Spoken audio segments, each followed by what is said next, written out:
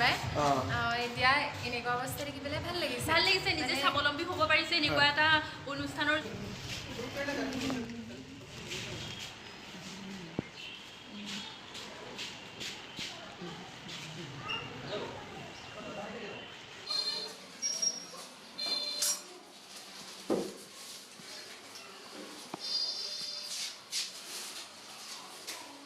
তোমালোকক ক'ব বিচাৰিছোঁ আজি দীপেন দাসে আজি তোমালোকৰ লগৰ হৈ একেলগে পঢ়িছিল আজি বৰ্তমান যি কৰ্মসংস্থাপনৰ সুবিধা নাইকিয়া হৈছে চৰকাৰী চাকৰি পাবলৈ দিগদাৰ হৈছে এনেকুৱা সময়ত এটা ইমান ভাল পদক্ষেপ লৈ তোমালোকৰ কেনেকুৱা লাগিছে এতিয়া ভাল লাগিছে আমাৰ তোমালোকৰ লগত বিশেষকৈ একেলগে পঢ়িছিলে একেলগে গতিকে আমি বহুত শুভেচ্ছা জনাইছোঁ আগন্তুক জীৱনত আৰু আগবাঢ়ি যাওক তাৰ কাৰণে আমি শুভেচ্ছা বনোৱা হৈ নাথাকি নিজে মানে এটা পদক্ষেপ ল'লে হয় খুব ভাল লাগিলে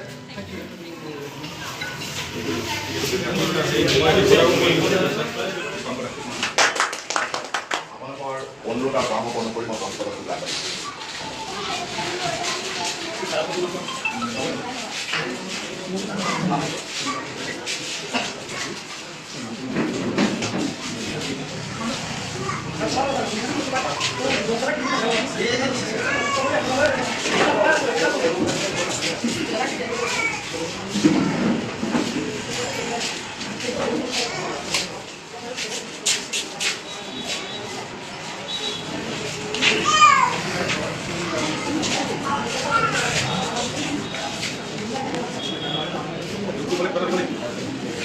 Kira-kira ini kele, kalau sama nggak boleh,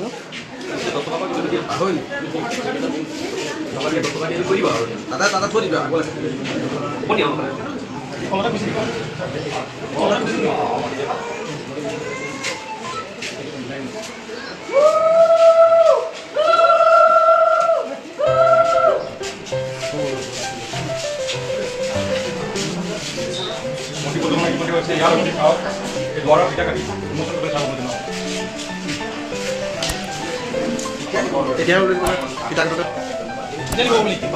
ভৱিষ্যতে উজ্জ্বল কামনা কৰি উপায় কৰি তাৰ ঈশ্বৰৰ ওচৰত কামনা কৰি মই মোৰ